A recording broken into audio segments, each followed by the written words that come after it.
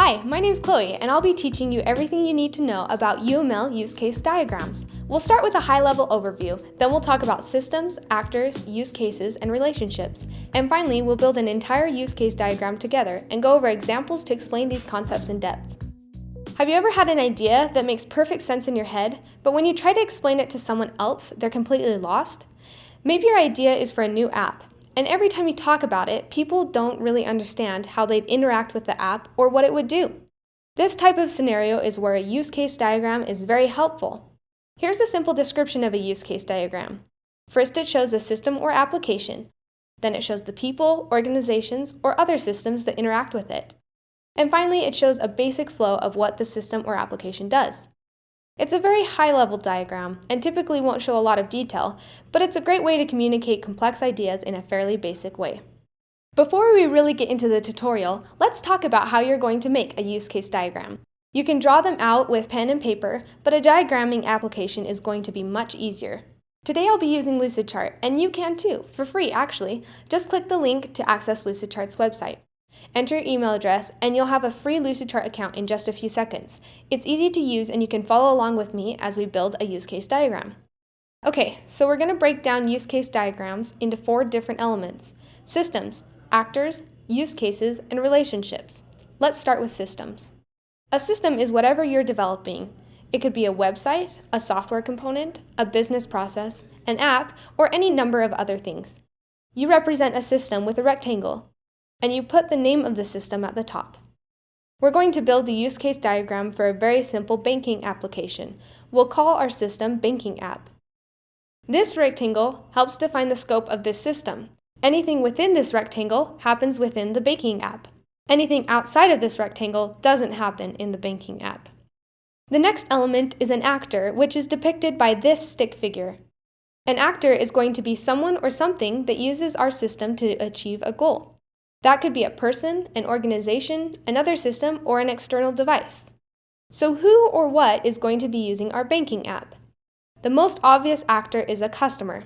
We are going to have customers that download and use our banking app. Another actor that we'll want in our diagram is the bank. The bank is going to provide information that feeds into our banking app, like transactions and account balances. Here are a couple things to keep in mind when dealing with actors. First, it's important to note that these actors are external objects. They always need to be placed outside of our system.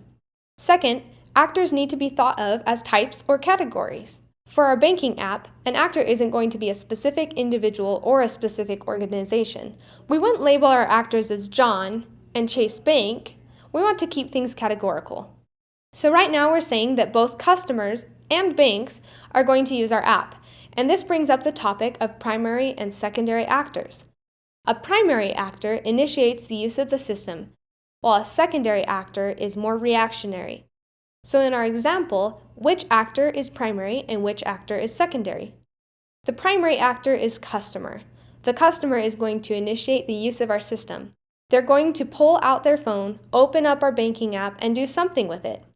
Bank, on the other hand, is a secondary actor. The bank is only going to act once the customer does something. If the customer goes on the app to see how much money is in their account, only then does the bank engage with our system to provide the balance. Primary actors should be to the left of the system, and secondary actors should be to the right. This just visually reinforces the fact that customer engages with the banking app and then the bank reacts.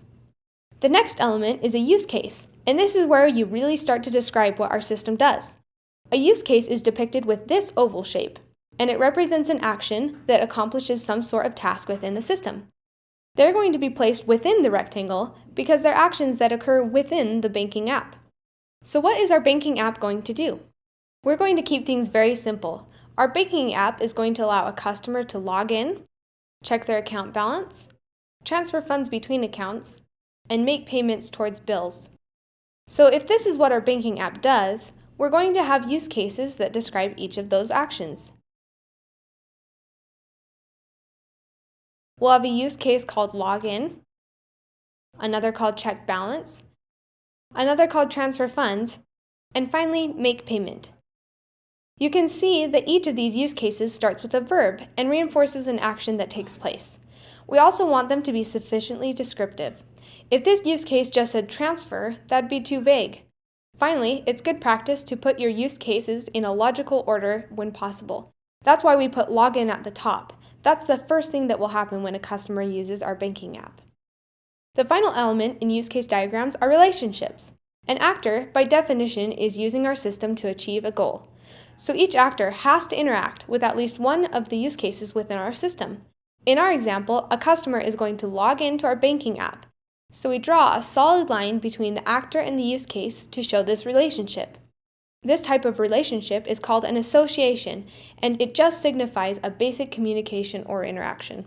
A customer is going to interact with the rest of these use cases as well. They're going to check balance, transfer funds, and make payment, so we'll draw solid lines out to each of those as well. Secondary actors will also have relationships. Remember, each actor has to interact with at least one use case, so which use cases will the bank interact with? When a customer wants to check their balance on the app, the bank is going to provide the correct amount. Let's draw a line between bank and check balance. Similarly, when a customer wants to transfer funds or make a payment, the bank is going to follow through with those transactions.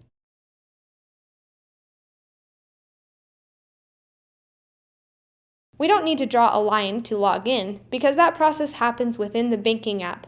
There's no need for the bank to actually get involved with the login process. There are three other types of relationships in addition to association. There's include, extend, and generalization. Let's build out this diagram with additional use cases in order to explain these types of relationships.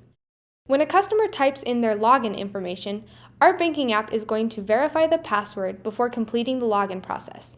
But if the password is incorrect, the banking app is going to display an error message. So let's create two new use cases for verify password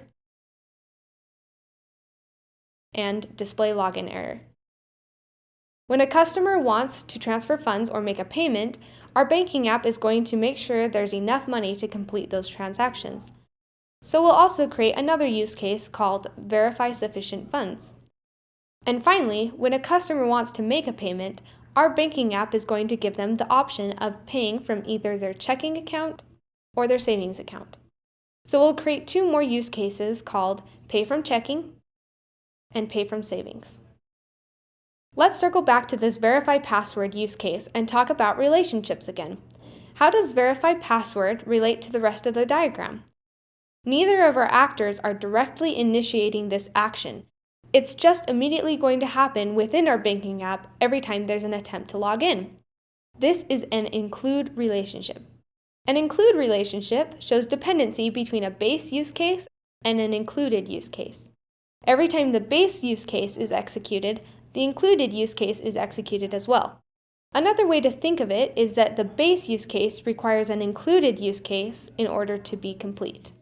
When you have an include relationship, you draw a dashed line with an arrow that points towards the included use case. So in our example, login is the base use case, and verify password is the included use case. Every time a customer logs in, our banking app will automatically verify password. This login use case won't be complete unless verify password is complete. So we draw a dashed line with the arrow pointing towards the included use case, and we write include in double chevrons. The next type of relationship is the extend relationship. An extend relationship has a base use case and an extend use case. When the base use case is executed, the extend use case will happen sometimes, but not every time. The extend use case will only happen if certain criteria are met. Another way to think of it is that you have the option to extend the behavior of the base use case. When you have an extend relationship, you draw a dashed line with an arrow that points towards the base use case. In our example, login is a base use case, and display login error is an extended use case. Our banking app won't display a login error message every time a customer logs in. This will only happen once in a while when a customer accidentally enters an incorrect password. Since this is an extend relationship, we draw a dashed line with an arrow that points to the base use case and write extend between double chevrons. Hopefully, this thoroughly explains the difference between include and extend relationships, but just in case, here's a very basic example to help differentiate between the two. If you sneeze, you will close your eyes. That's an included relationship because it's going to happen every time. Additionally, if you sneeze, you might say excuse me. That's an extended relationship because it supplements the sneeze, but isn't completely necessary in the sneezing process. Just remember that include happens every time, extend happens just sometimes, and don't forget that the arrows point in opposite directions. One quick thing to note is that multiple base use cases can point to the same included or extended use case.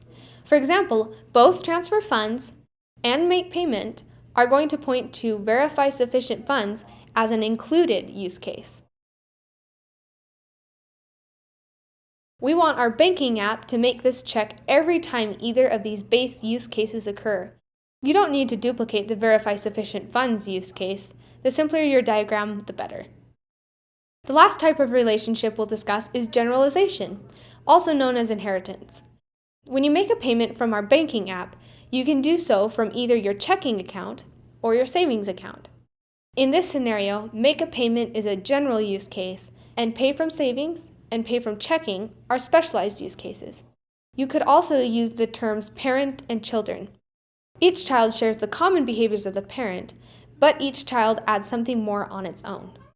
To show that this is a generalization, we draw this type of arrow from the children up to the parent.